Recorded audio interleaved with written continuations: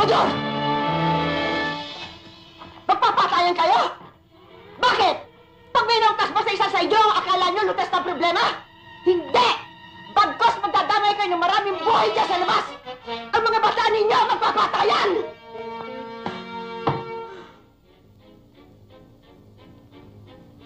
Mainit pa kayo? Sige! Magparaos kayo!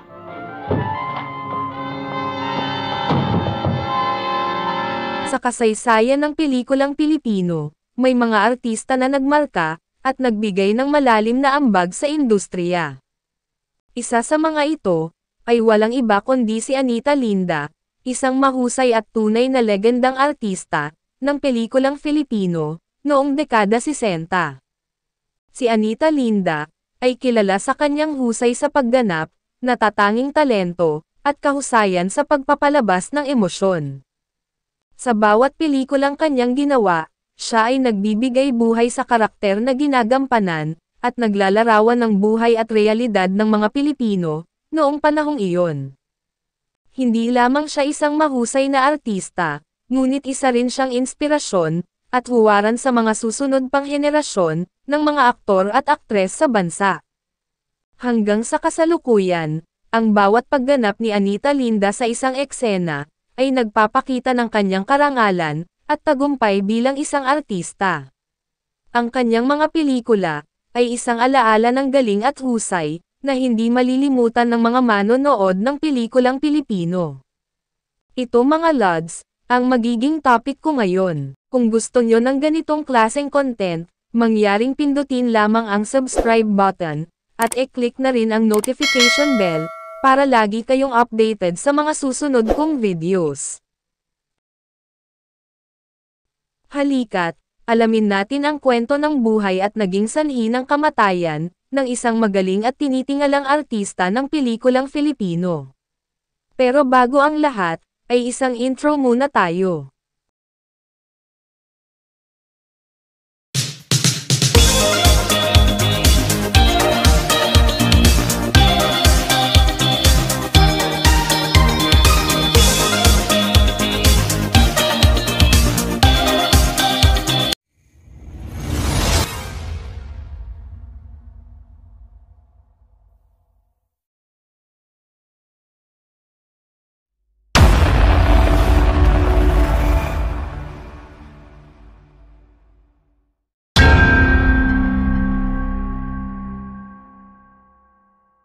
Si Alice Buenaflor Lake, na mas kilala sa kanyang screen name bilang Anita Linda, ay isang artistang Pilipino, na ang karera ay tumagal sa halos 8 dekada, at nakagawa ng halos 400 pelikula. Madalas siya na inilalarawan bilang mukha ng pelikulang Pilipino, isa siya sa mga hinangaan at tinitingalang artistang Filipino sa kanyang kapanahunan, at nakatanggap ng maraming parangal, mula sa mga internasyonal at domestic award-giving bodies. Siya ay batikan, sa larangan ng pag-arte mapapelikula man yan o telebisyon. Siya ay ipinanganak noong November 23, 1924, sa Pasay City. Siya ay anak ni James Lake, isang Amerikanong sundalo, at ni Gorgonia Buenaflor, isa namang Pilipinang guro. Siya ay nag-aral sa St. Scholastica College, at nagtapos ng kursong Bachelor of Arts in English. Siya ay nadiskubre ng batikang direktor na si Lamberto Avellana habang nanonood ng stage show sa Avenue Theater. Nagsimula ang kanyang karera sa pelikula noong 1941 sa ilalim ng LVN Pictures, ang isa sa mga pinakamatandang film studio sa Pilipinas. Tutulungan ba? Si Christine, hindi mo ba siya kasama? Naiwan po sa isang dito. Bakit ka nagkaroon ng sugat? Sabihin mo sa akin ba hindi ba? Dahil po sa Christine naman. Si Christine po ay... Si Christine ni ano? Nagbintang mo po si Christine. Nagnako ng 2 isa. Ano kami? Nagbintang... Opo. Bakit ka nagkaroon ng sugat? Kasi po nagtanong. Ngayon po tumatapos. Kasi po, hindi na rin nang nag-work sa Diyos. Salamat mo lamang at sila. Ayaw ka na po sana magsakit. Bakit, anak? Bakit na lang po ako sa sunod palabas sa ginawa ko sa sila? Kaya mo na ba ang gawain ina? Malaki na ako na. Kapag ako nakapag-aaral na, ay hindi ako nakapunta na lupa. Matatanin natin ang tubot na yun. Eh, di hindi na ako manaming ang mga ating gabi. Sa gagawin mo yung anak ko, hindi ka na nakapagpapatuloy ng iyong pag-aaral. Ang ibig ko sana, kaya na po sa iyo.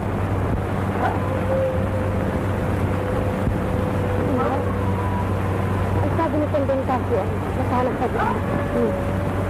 Sa pagsasara ng mga studio ng pelikula sa panahon ng digmaan, ginugol ni Linda ang mga taon sa pagtatanghal sa vaudeville, sa Avenue Theater sa Maynila. Pagkatapos ng digmaan noong 1947, kalaunan ay inalok siya ng kontrata ng Premier Productions, kung saan, ay doon nagsimulang yumabong ang kanyang karera. Madalas niyang ginagampan ang papel sa mga pelikula, ay bilang isang ina ng pangunahing tauhan sa pelikula. Ilan sa mga pelikulang kanyang ginawa, ay ang mga sumusunod. Sisa, noong 1951, isang drama, na kung saan, siya ay gumanap bilang ang baliw na ina ni Crisostomo Ibarra, sa nobelang Noli Me Tangere ni Jose Rizal. Gertrudes, noong 1957, isang bayupiko na kung saan, siya ay gumanap bilang ang asawa ni Francisco Balagtas, ang makatang sumulat ng Florante at Laura. Ang Mahiwagang Singsing, noong 1973, isang fantaserye na kung saan, siya ay gumanap bilang ang reyna na nagbigay ng mahiwagang singsing, kay Prinsipe Joel Alano. Lola, noong 2009, isang indie film na kung saan, siya ay gumanap bilang isang lola, na naghahanap ng hustisya para sa kanyang apo, na pinatay ng isang magnanakaw. Ang Dalawang Mrs. Reyes, noong 2018, isang komedya na kung saan, siya ay gumanap bilang ang lola ni Judy Ann Santos, isang asawang nalaman na bading ang kanyang mister. Si Anita Linda, ay itinuturing na isa sa mga pinakamahusay, at pinakamatagal na aktres, sa industriya ng showbiz. Siya ay nakatanggap ng maraming parangal at pagkilala, mula sa iba't ibang organisasyon, tulad ng FAMAS, Gawad Urian, Sinimalaya, at MMFF. Siya ay naging inspirasyon, at huwaran ng maraming mga bagong henerasyon, ng mga artista. Bukod sa husay sa pag-arte, siya ay nirerespeto, hindi lamang ng malalaking artista, kundi pati na rin ng mga direktor, tulad ni Lino Brocka, at Ishmael Bernal, at, mga manunulat, tulad naman ni Ricky Lee at Love Diaz. Si Anita Linda ay namatay noong June 10, 2020, dahil sa komplikasyon ng hika at emphysema. Siya ay 75 na taong gulang lamang. Ang emphysema, ay isang uri ng sakit sa baga, na nagiging sanhi ng pagkasira ng mga air sacs o alveoli, na kailangan para sa maayos na pagpapalitan ng oxygen at carbon dioxide sa katawan. Ang mga taong may emphysema, ay nahihirapan huminga, dahil ang mga air sacs ay lumalaki, at nawawalan ng kakayahang mag-contract. Ang emphysema ay karaniwang dulot ng paninigarilyo, polusyon, o iba pang mga salik na nakakasira sa baga. Ang emphysema, ay maaaring magdulot ng mga sintomas tulad ng ubo, hirap sa paghinga, sakit ng ulo, pagbaba ng timbang, pagkapagod, at iba pa.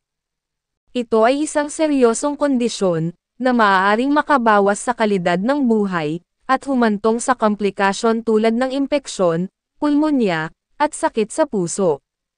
Ang emphysema ay hindi nagagamot, ngunit ang mga gamot, oxygen therapy, surgery, at pulmonary rehabilitation, ay maaaring makatulong na mapabuti ang daloy ng hangin, at mapagaan ang mga sintomas. Ang pinakamahalagang hakbang, para maiwasan o mapabagal ang progreso ng emphysema, ay ang pagtigil sa paninigarilyo, at pag-iwas sa mga nakakapinsala sa baga. Ang kanyang kamatayan ay ikinagulat, at ikinabigla ng kanyang mga tagahanga at mga kaibigan. Siya ay inilibing sa Heritage Memorial Park, sa Taguig City. Ang kanyang buhay at karera, ay naging bahagi na ng kasaysayan at kultura ng Pilipinas. Ano't ano pa man, ang nangyari sa buhay ng ating mga iniidolo, ay hinding-hindi kailanman matatawaran, ang kanilang mga naging ambag sa industriyang kanilang kinabibilangan, na minsan ang nagbigay sa atin ng saya, nagpangiti, nagpahanga, nagpaibig, at nagbigay inspirasyon sa ating kapwa. Pinatatawag niyo daw ako. Oo. Gusto ko ibigay sa'yo itong piano. Bakit po, sawa na po kayo dyan? Hindi. Gusto ko lang ipagbili mo itong piano at umalis na kayo sa lugar na ito. Bakit po, Ninang? Maldo, iba na ang panahon ngayon. Iba na ang pelikula. Magbago ka na ng hanap buhay at gamitin mo itong piano.